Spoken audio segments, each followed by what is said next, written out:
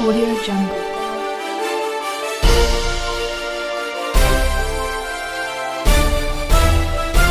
Audio Jungle. नमस्कार दोस्तों, विनय coaching Palsana के YouTube चैनल में आपका स्वागत है। दोस्तों, आज हम राजस्थान के प्राचीन सभ्यताओं के बारे में बात करेंगे। राजस्थान के इतिहास के स्रोत वगैरह या इतिहास की जानकारी देने वाले स्रोत, उनके बारे में हम पहले बात कर चुके हैं। अब बात करेंगे राजस्थान की प्राचीन सभ्यताओं की, कि राजस्थान में कौन कौन सी प्राचीन सभ्यताएं विकसित हुई या कौन कौन सी सभ्यताएं पाई गई हैं। तो इन सभ्यताओं की बात करें दोस्तों, तो राजस्थान में ये जो सभ्यताएं प्राप्त होंगी वो सभ्यताएं हैं कौन से काल की? आधे ऐतिहासिक काल की।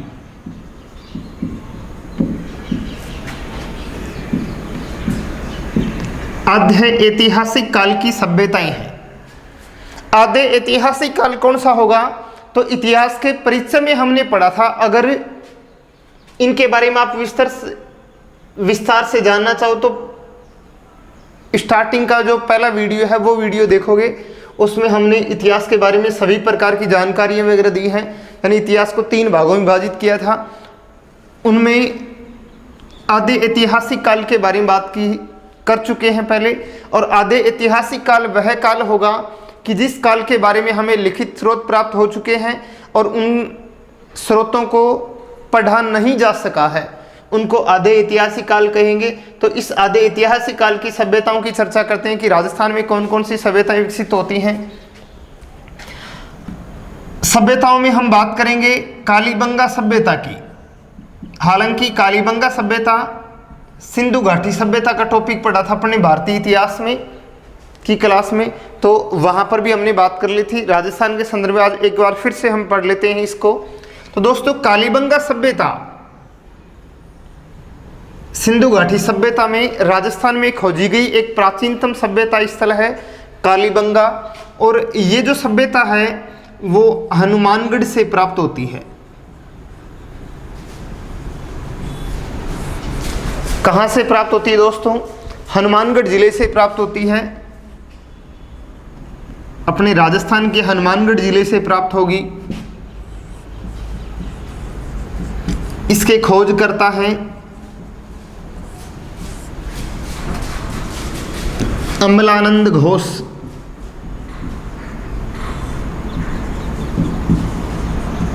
इनके द्वारा खोज की गई थी इसकी। उत्खननकर्ता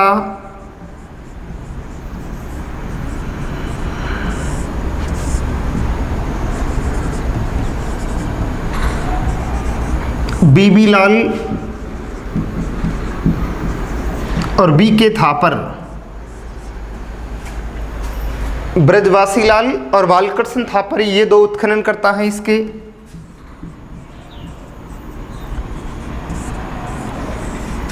जबकि बात की जाए कि कालीबंगा सभ्यता की सबसे पहले जानकारी देने वाले व्यक्ति कौन थे, तो इस सभ्यता की सबसे पहले जानकारी एल.पी. टेसीटोरी के द्वारा दी गई थी।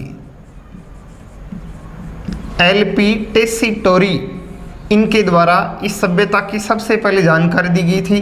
कालीबंगा संग्रहालय जो 1985-86 में हनुमानगढ़ में स्थापित किया गया है। कालीबंगा, इस शब्द का अर्थ होता है काले रंग की चूड़ियाँ। हालांकि विस्तार से पहले बात कर चुके हैं। तो कालीबंगा सभ्यता हनुमानगढ़ जिले में विकसित हुई है। खोज करता है इसके अमलानंद घोष, 1952 में खोज की गई थी। उत्खनन करता है इसके ब्रजवासी लाल और बालकृष्ण थापर, इनके द्वारा खोज की गई थी। इस सभ्यता की सबसे पहले जानकारी देने वाले व्यक्ति थे एल.पी. टेसीटोरी। कालीबंगा सभ्यता की विशेषताओं की बात करें तो पहले तो बात करते हैं कि यह सभ्यता घग्गर नदी के किनारे विकसित हुई है। पूछा जाए कालीबंगा सभ्यता, तो ये घग्गर नदी के किनारे विकसित हुई है या घग्गर नदी के किनारे खोजी गई। इसी घग्गर नदी को मृत नदी भी कहते हैं। मृत नदी, नट नदी, नाली, सूतर, दृष्टवती,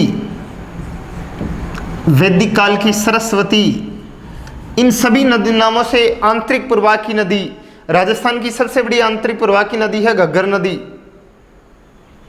काकनी, काकने, मसूरदी, साबी, मंथा, रूपनगढ़, रूपारेल, घग्गर, ये सारी आंतरिक प्रवाह की नदियां हैं। तो उन नदियों में सबसे बड़ी नदी है घग्गर नदी और इस नदी के किनारे कालीबंगा सभ्यता खोजी गई। विशेषताओं की बात करें तो सबसे पहले बात करते हैं कि कालीबंगा सभ्यता में जो मकान पाए गए हैं वो कच्ची ईंटों के बने हुए थे। मकान कच्ची ईंटों से निर्मित हैं और मकान जाल पद्धति, जाल या ऑक्सफोर्ड या ग्रिड पद्धति से बने हुए हैं। जाल, ऑक्सफोर्ड या ग्रिड पद्धति से बने हैं सिंधु इससे कालीबंगा सभ्यता के मकान। मकानों के दरवाजे मुख्य सड़क पर नहीं खुले हुए हैं, जबकि पीछे की ओर खुलते हुए मकान मिलेंगे इनमें। इनके अलावा परिवार मात्र सतात्मक पाए गए हैं।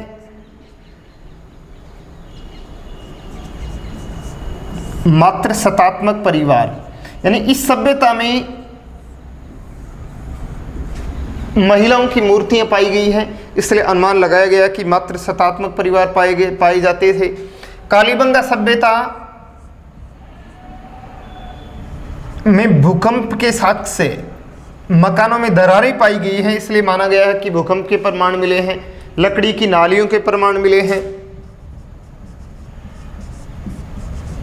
लकड़ी की नालियां, भूकंप के प्रमाण, मिश्रित खेती के प्रमाण, जो गेहूं की मिश्रित खेती के प्रमाण मिले हैं। इनके अलावा अंडाकार कब्रें पाई गई हैं या चिरायु कब्रें पाई गई हैं। स्वास्तिक का चिन्ह प्राप्त हुआ है यहां से। स्वास्तिक यानी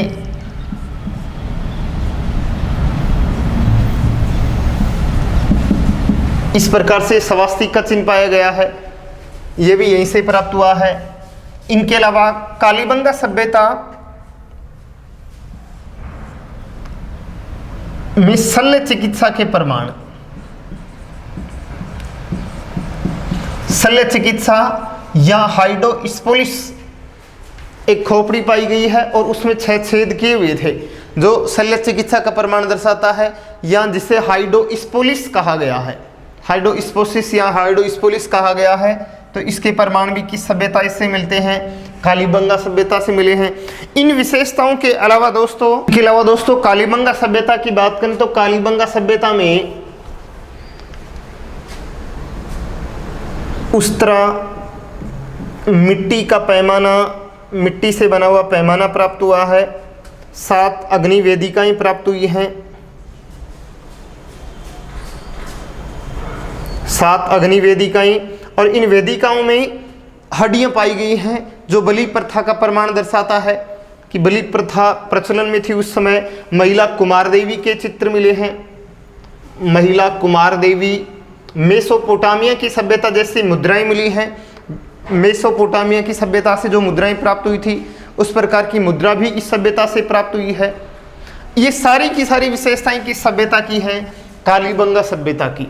एक बार फिर से देखोगे, राजस्थान की प्राचीनतम सभ्यताओं में कालीबंगा सभ्यता ये प्रथम सभ्यता मानी जाती है। इस सभ्यता को कांस्य युगीन सभ्यता, कांस्य युगीन सभ्यता कहेंगे। आद्य ऐतिहासिक काल की सभ्यता कहेंगे। इस काल की सभ्यता भी कहा जाता है। नगरीय सभ्यता भी कहते हैं इस सभ्यता को।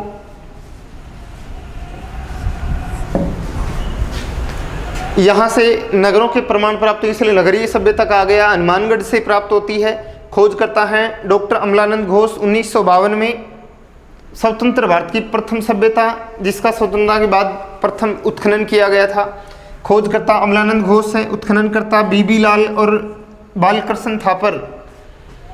विशेषताओं उसके बाद ध्यान रखोगी, इस सभ्यता की सबसे पहले जानकारी देने वाले व्यक्ति थे एल्पिटेस सिटोरी। उनके द्वारा इस सभ्यता की जानकारी दी गई थी।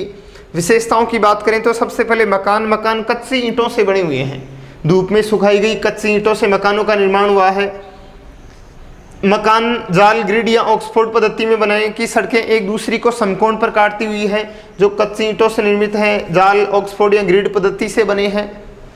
इनके अलावा लकड़ी की नालियों के प्रमाण मिलेंगे कि जो इन मकानों में नालियां बनी थी वो लकड़ी की नालियां थी, लकड़ी से बनी हुई थी। मिश्रित खेती, जो गेहूं की मिश्रित खेती के साक्ष्य मिलते हैं। अंडाकार कब्र या चिरायु कब्र कहा जाता है, ये प्राप्त हुई है। भूकंप के प्रमाण की मकानों में दरारें पाई गई हैं जो भूकंप को दर्शाती हैं। खोपड़ी प्राप्त हुई एक बालक की जिसमें 6 छेद किए हुए थे, जो शल्य चिकित्सा का प्रमाण दर्शाती है। स्वास्तिक का चिन्ह, वास्तु दोष निवारण के लिए सभ्यता के लोग स्वास्तिक के चिन्ह का प्रयोग करते थे। इनके अतिरिक्त कपड़े में लिपटा हुआ उस्तरा, पैमाना और भी काफ़ी सारी विशेषताएं प्राप्त होती हैं। अग्निवेदिकाएं प्राप्त हुई हैं जिसमें बलि प्रथा का प्रमाण जो उसमें पाई गई हड्डियों से उल्लेख मिलता है कि बलि प्रथा उस समय प्रचलन में थी। अब बात आती कि कालीबंगा सभ्यता का पतन कैसे होता है। तो पतन को लेकर एक तो इतिहासकार थे कैनेडी ने माना है कि किसी संक्रामक रोग के कारण इस सभ्यता का पतन होता है, जबकि इतिहासकार गोपीनाथ शर्मा का मानना है कि संभवतः भूचाल या भूकंप या जो कुछ कारण था इस क्षेत्र में, जो रेत भर जाने के कारण इसका पतन होता है। और बहुत सारे इतिहासकारों ने इस सभ्यता के पतन का कारण माना है प्राकृतिक आपदाओं को। कालीबंगा के बाद अगली सभ्यता के बारे में बात करते हैं, आहड़ सभ्यता।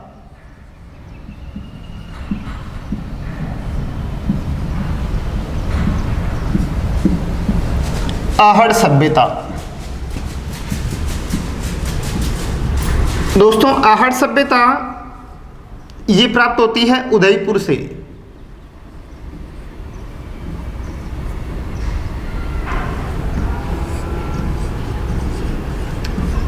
बेड़च या आयड़ नदी के किनारे प्राप्त होती है। आहड़ सभ्यता बेड़च या आयड़ नदी के किनारे प्राप्त होती है, उदयपुर से प्राप्त होती है, उदयपुर जिले से। आहड़ सभ्यता इसके खोज करता है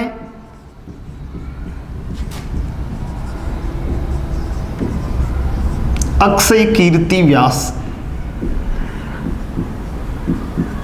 अक्षय कीर्ति व्यास के द्वारा खोजा गया था,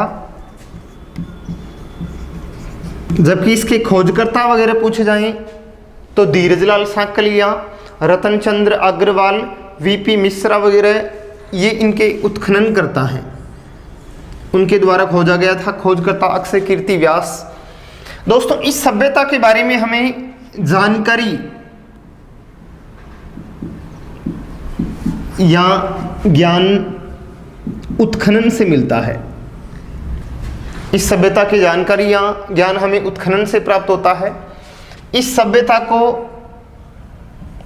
आघाटपुर या आघाट दुर्ग या ताम्रवती नगरी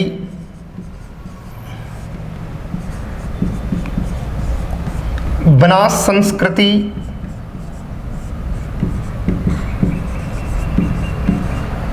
धूलकोट इन सभी नामों से जाना जाता है आहड़ सभ्यता को। आघाटपुर, आहड़ का प्राचीन नाम है आघाटपुर। आहड़, आहड़ उदयपुर, आहड़ उदयपुर मेवाड़ की प्राचीन राजधानी भी रह चुकी है। आहड़, आहड़ उदयपुर अल्लट के द्वारा बसाई गई थी।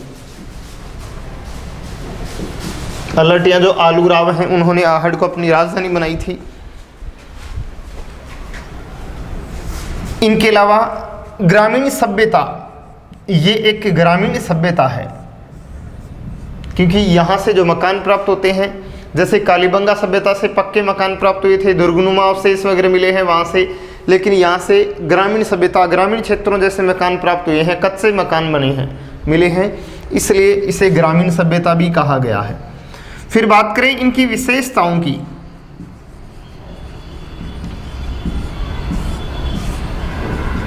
तो कालीबंगा जो आहड़ सभ्यता है, इसके 3 स्तर प्राप्त होते हैं। पहले स्तर में हमें ज्ञान होगा कि इसका पत्थरों से उपकरण, औजार, यानी पत्थरों से उपकरण और औजार वगैरह बने हैं। पहला स्तर तो ये है कि स्फटिक पत्थरों की अधिकता, इस प्रकार के पत्थरों की अधिकता देखने को मिलेगी जिनसे उपकरण वगैरह, औजार वगैरह बनाए जा सकते हैं। इन पत्थरों की अधिकता मिलती है। इनके अलावा दूसरी विशेषता की बात करें या दूसरे स्तर की बात करें तो मृद भांड,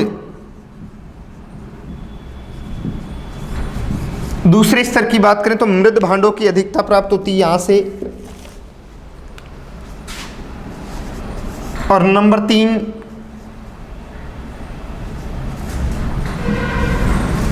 कांसे से बने बर्तन या उपकरण, ये 3 स्तर प्राप्त होते हैं आहड़ सभ्यता से, या आहड़ सभ्यता के 3 स्तर हैं। फिर बात करें अन्य विशेषताओं की तो ध्यान रखोगे कि आहड़ सभ्यता में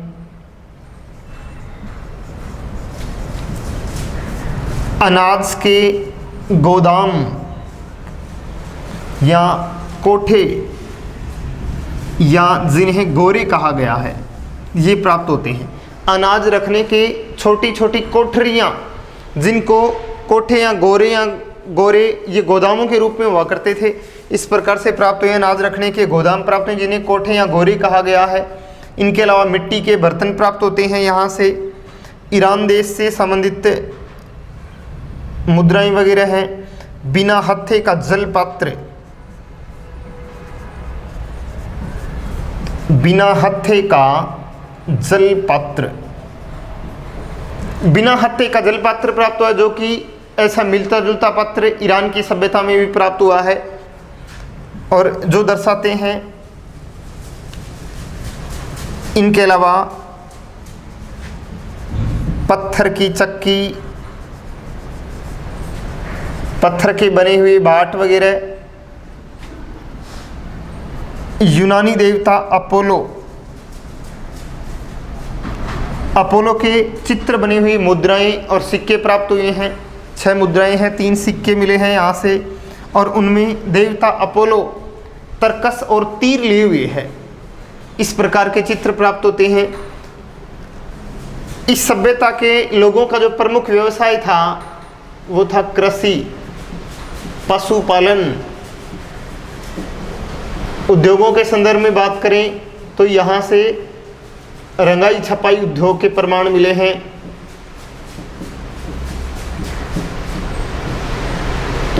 रंगाई छपाई उद्योग और तांबा धातु से संबंधित उद्योगों के भी प्रमाण प्राप्त हुए हैं। तांबे से ये लोग औजार उपकरण वगैरह बनाया करते थे, उनके प्रमाण भी हमें इस सभ्यता से प्राप्त होते हैं।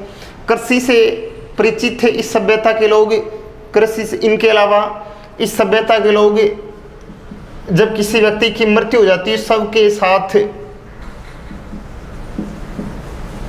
आभूषण भी दफनाया करते थे। चक्रकूप विधि का प्रमाण मिलता है। चक्रकूप विधि के भी प्रमाण मिले हैं कि प्रत्येक घरों में गंदे पानी का स्रोत एकत्रित करने के लिए चक्रकूप विधि, गंदे पानी को शुद्ध करने की विधि, उसके प्रमाण भी हमें इस सभ्यता से मिले हैं, आहड़ सभ्यता से। इनके अलावा मकान कच्चे हुआ करते थे, मकानों की छतें खपरेल से बनी होती थी। ये सभी विशेषताएं किस सभ्यता स्थल से प्राप्त होती हैं? हमें आहड़ से। एक बार फिर से देखोगे, आहड़ सभ्यता को आघाटपुर, आघाट दुर्ग, ताम्रवती नगरी, बनास संस्कृति, धूलकोट सभ्यता के नाम से भी जाना था। इनके अलावा बनास संस्कृति, धूलकोट, ग्रामीण सभ्यता, ताम्रवती नगरी, सर्वाधिक तांबे के उपकरण प्राप्त होते हैं, इसलिए ताम्रवती नगरी कहा गया है। उदयपुर से प्राप्त होती है। आयड या बेड़त नदी किनारे प्राप्त हुई। खोजकर्ता अक्षय कीर्ति व्यास। इनके अलावा उत्खनन करता है रतनचंद्र अग्रवाल हैं, धीरजलाल सांकलिया हैं, वीपी मिश्रा हैं, ऐसे कई सारे उत्खनन करता है इसके। फिर विशेषताओं की बात करें तो इस सभ्यता के 3 स्तर प्राप्त होते हैं। पहले स्तर की बात करें तो स्फटिक पत्थरों की अधिकता, उपकरण औजार वगैरह बनाने वाले पत्थरों की अधिकता, मृद भांड लाल और काले मिट्टी के मृद भांड प्राप्त होते हैं यहाँ से। कांसे के बने हुए उपकरण औजार वगैरह प्राप्त होते हैं इस सभ्यता से। इनके अलावा अनाज के बर्तन, या कह सकते हैं कि अनाज रखने का जो स्थान था, या बर्तनों के जैसा पात्र जिसे कोठे या गोरे कहा जाता था, बिना हत्थे का जल पात्र, पत्थर की आटा चक्की, बाट, इनके अलावा ठप्पे जो रंगाई छपाई में काम में लिए जाते थे, ठप्पे वगैरह, दाबू प्रिंट के प्रमाण मिलते हैं, दाबू प्रिंट के प्रमाण मिलते हैं। कृषि पशुपालन कृषि के रूप में चावल की खेती का प्रमाण मिलता है। इनके अलावा रंगाई छपाई उद्योग, तांबा उद्योग वगैरह, इन उद्योग, इनके अतिरिक्त तांबा गलाने की भट्टियां, तांबा गलाने की भट्टियां,